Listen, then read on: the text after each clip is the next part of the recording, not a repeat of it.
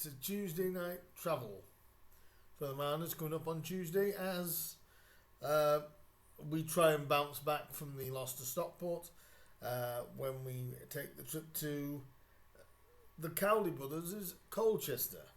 That was a mouthful.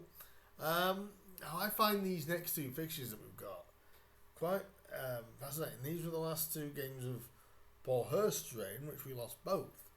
Now, could that be an omen where we win both of these coming up? And it starts with Colchester, and they have sort of improved under the Cowleys, not maybe as much as they would have liked. Not really had the bounce that they could have wanted, but we know in our past history with the Cowleys how dangerous and how difficult teams that the Cowleys manage are to actually beat. So it's fourth bottom plays fifth bottom. Fourth bottom plays third bottom. That's us on Saturday. But so it's against Colchester. Obviously, everyone knows that last time out we lost 3-2 to them. The form in recent times is slightly better in Colchester's favour. They've lost one of their last five, drawing 3 and winning 1 of the last 5 games, whereas Grimsby have lost 3 and drawn 2 of their last 5 games. These are the 2 games coming up where we need results, and people say, well, 4 points from the 2. No, we need 6. Simple as that. We need 6. And if we look at the past history between Colchester and Grimsby, Colchester have a slight advantage. In the last 13 games that Colchester and Grimsby have played against each other, Colchester have won 5, Grimsby have won 4, and there's been 4 draws between the sides, with a goal ratio of 17 to 16 in Colchester's favour. So in a way, this could be tight as well, but it's a result that Grimsby really need. I mean, if we look at the last 5 fixtures between Colchester and Grimsby, going back to the 2021 season,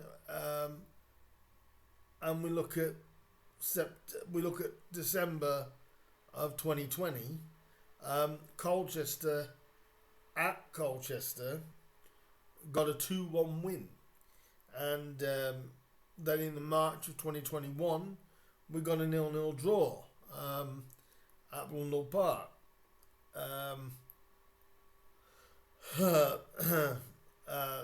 Last season after promotion, it was a 1-0 win for the Mariners, and they got the reverse in the February of 2023.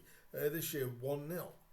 And then at the beginning of this season, in the penultimate game of Paul Hurst's reign, Colchester came away with a 3-2 win at Blundell Park. So out of the last 5 games, Grimsby have won 1 of the last 5. Colchester winning 3 and drawing the other 1. It's so, form in recent times leads to a Colchester win by the looks of it. But if you wanted to know some betting odds, it's 13 to 10 at some places for Colchester. 11 to 4 is the draw. 9 to 5 Grimsby are to get the win away from home. Like David Artell has said, our away form has started to slowly improve after the 0-0 draw at Accrington last time away from home. But it's still very alarming. It's still very alarming. I did listen to David Artell's pre-match interview, and to be fair, it's probably the best interview he's given so far. A little bit more empathy came across in the interview. I could see what John Tonder meant by interesting. I mean, no one's questioning that David's not a nice guy. And fans, we do get very emotional when it doesn't seem to be working. I get how David wants to play, but like I still say, I don't think consistently we've got the players that can continuously or consistently play that way. I'm not saying we won't get to the fact where we can't play that way, but it's David Artell is not a stupid man, and I think a lot of people, including me, I'm getting frustrated because I and most of the Grimsby fans can see where we're heading, or feels like that's where we're heading. And you know, he's right. We've only lost one away since he's come in, but we've also, to caveat that, we've been beaten heavily. It feels opposite. When we had Paul in charge, we were going on losing runs, but we weren't getting battered. It feels like now under Artell that we seem to be getting well beaten most of the time. It's like if we can keep it tight, we're okay because we've got the attack. But we concede. My only real concern is still our goals against ratio is still 2 a game or over 2 a game, and it's just not, it's not going to keep you up, as stats would say here. Colchester have kept 4 clean sheets this season. Grimsby have kept 5. 5 games, 5 clean sheets in 30 matches. You're not going to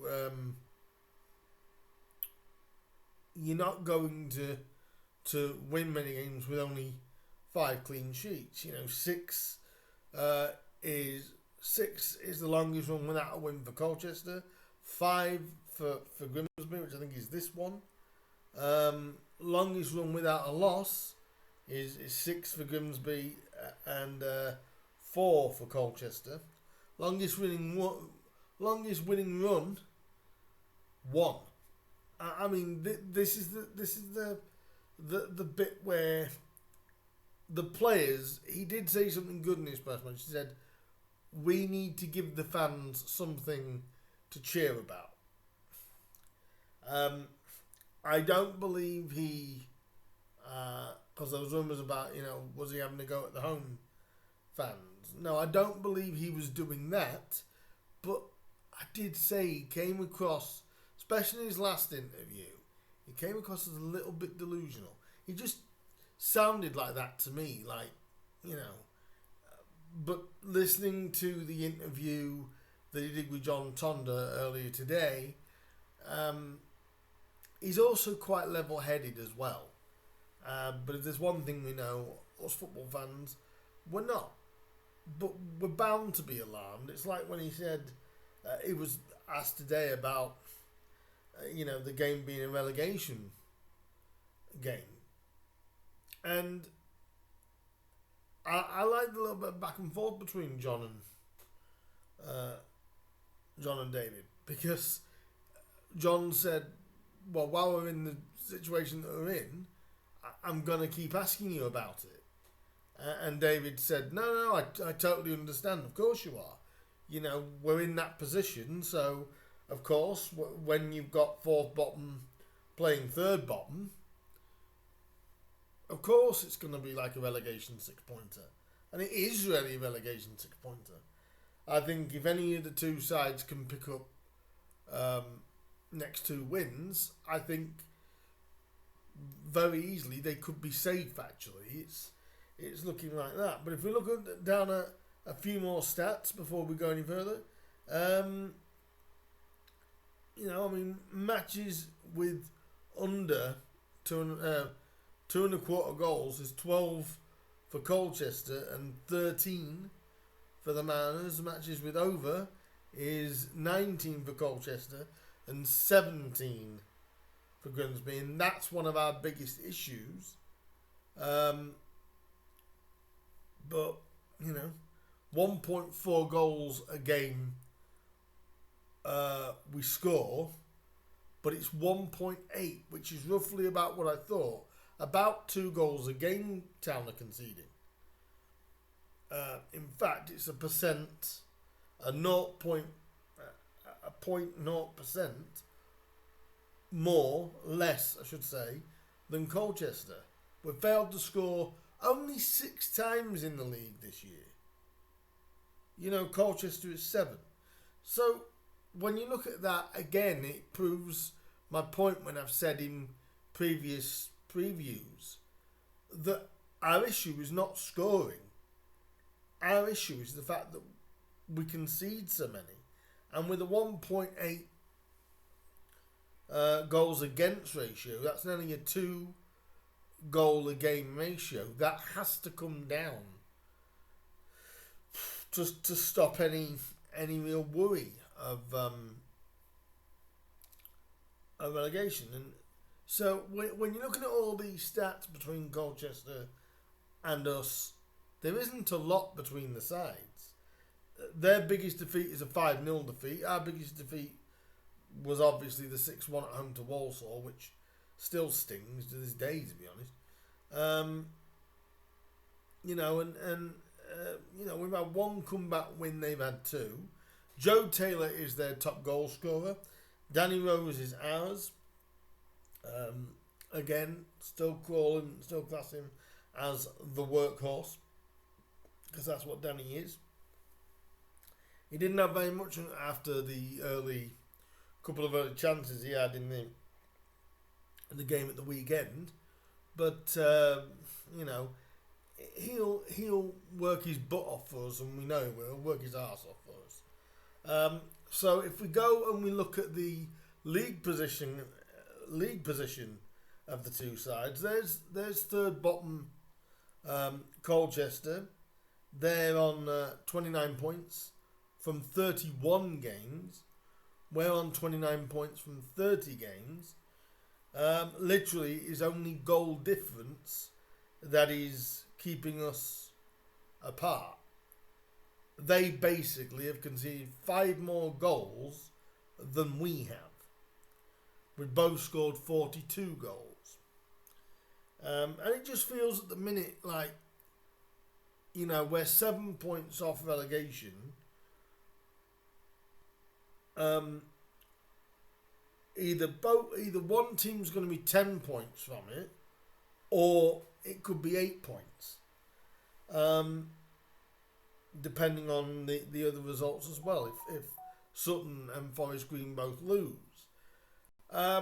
Team news, no new injuries, so I'd like to see Vernam get a start, I think, tomorrow. I think I'd like to see Vernam actually start a game and see if he can have that kind of impact that he was having from the bench. I think I'd like that. I think I'd like Vernam up there with Issa, I think, alongside Danny Rose. Midfield, I would go Gav, I would go Clifton again as well. I'd probably go I can see this being a 4-3-3. I would put Tharmin as well. Now, one thing I didn't agree with Artel was about Cartwright. And I know I have not got the best position with Cartwright. If he'd been an outfield player, he'd have been dropped by now. Same as Eastwood was.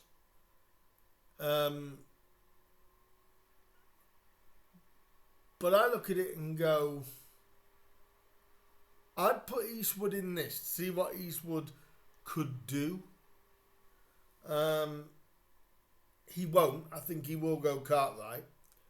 But I'd give Eastwood a shot, only because he can't do any worse.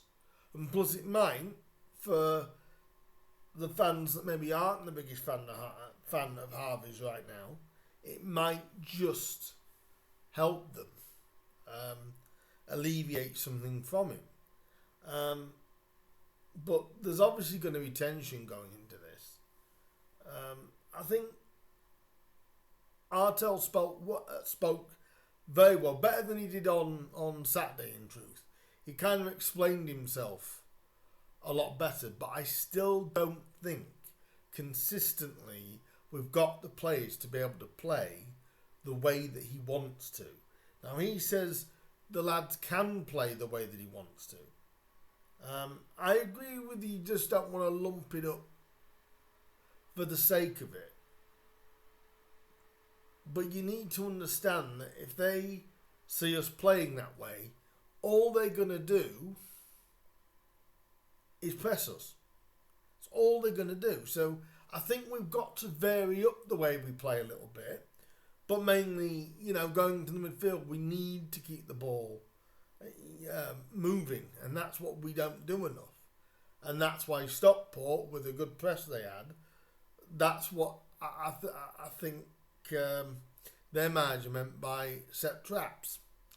Because he probably knew we were going to try and play from the back, and we just didn't do enough.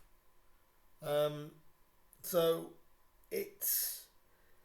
I think we might get more chance at Colchester, but like I said in the past, we've played Cowley's teams before, their Braintree team, their Lincoln City teams. This is going to be a very, very difficult game. I am going to go for an out-and-out win, because I think we need one. I think we need 2 wins out of the next 2 games. I'm not going to sugarcoat it and go, I'll take a draw. No, I won't take a draw. Now, in any other circumstance, yes, I would, because a draw away from home wouldn't be terrible. But now, it would. We need to try and give ourselves... We can't end up relying on Sutton or Forest Green. We've got to do it ourselves.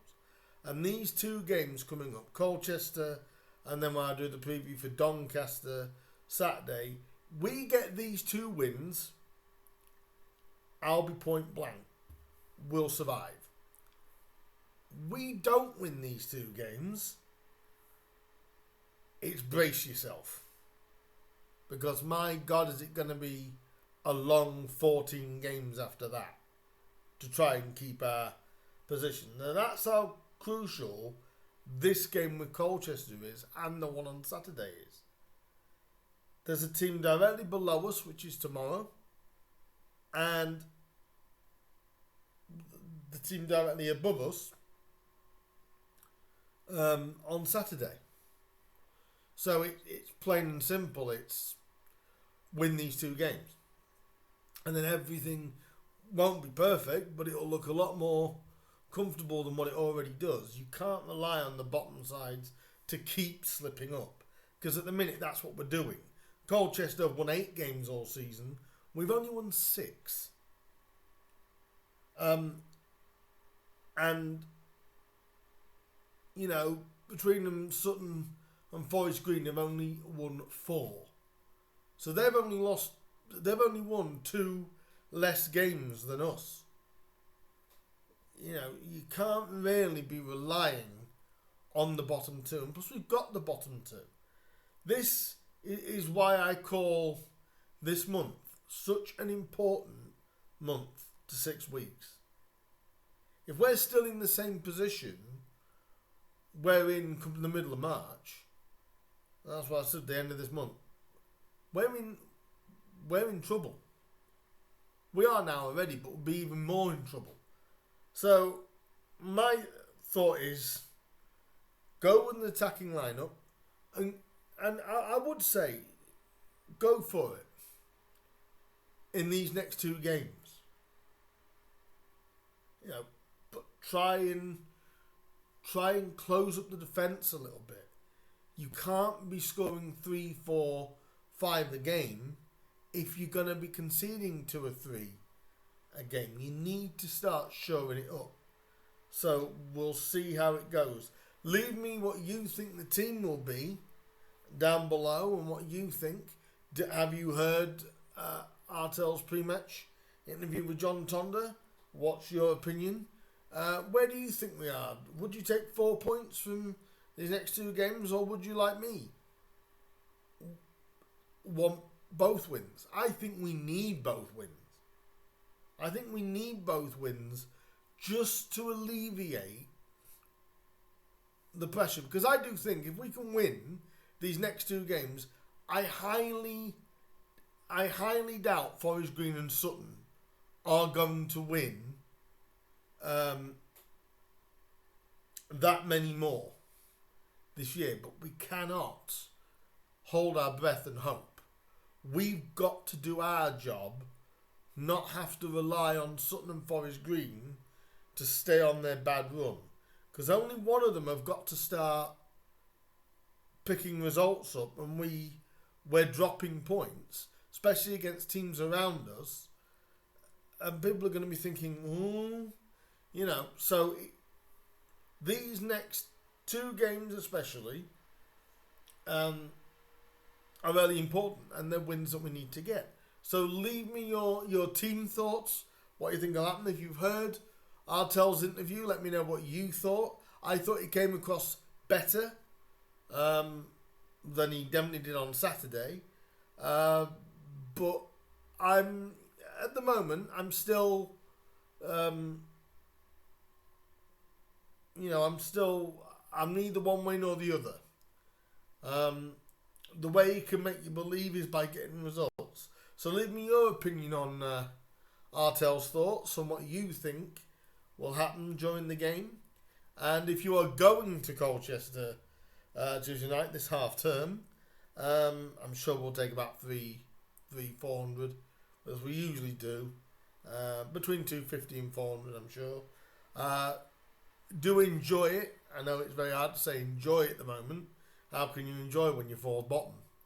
But sing your hearts out. Let the players know that we're with them. And boys, we are with you. Yes, we're frustrated. Yes, we're annoyed, because we know, especially with the attacking talent we've got, we're not in a false position, because you can't be after 30 games. But from an attacking standpoint, we're better. Defensively, we've got to do better, but we're with them. I'm with them. And I'll be with them whether we lose tomorrow night or not. But if we can get a win tomorrow night and then beat Donny on Saturday, I think that'll probably, and I might just be looking at it as Mystic Wingate, but I think we'd be safe if we won both these games. Seriously, I think we'd be safe if we won both these games, and I think, or near as damn it. I don't think you'll need 40 points to be safe this year. I really don't. But I think you do need at least 38. 30, possibly 40 is what you'll need. But enough of me waffling. I think 2 wins out next 2 games. It'll look a lot rosier, that's for sure. And we can then start battling for mid-table. But anyway, it's down to you guys. Let me know what you think the score's going to be. Let me know what you think the team's going to be. Let me know what you think of Artel's pre-match. I'll give you my score prediction for this one. I am going to go for a 3-1 Mariners win. Vernam to get a goal. Easter to get another one. And Rose. I'm going to go for the front 3. But I would give Vernam the nod to start against Colchester. I know he hasn't got Elliot Whitehouse, but we could get another Vernam special against Colchester. Let's hope so. So I'm going to say Vernam I'm going to say Easter, and I'm going to say Rose with the 3 goals, and hopefully lead us on to a good week, because I think we're going to need it. And probably if he's a fit, I'll give the other goal to Joe Taylor, their top scorer. But that's it. What's your thoughts on it? Leave them down below for me. Do like, do share, do subscribe. Do hit that bell button. That'll let you know when I upload the Doncaster preview, which will be coming up later this week. And I will have as well a full League 2 preview as well coming up this week as well. That is coming up this week. So please do like, share, subscribe, all that good stuff. Hit the bell. That'll let you know when I upload some new content. And in the meantime, guys, I'll see you all against Doncaster. Up the Mariners, and let's hope for 3 points and a Vernam special. I'll see you soon. Bye bye, guys. Cheers.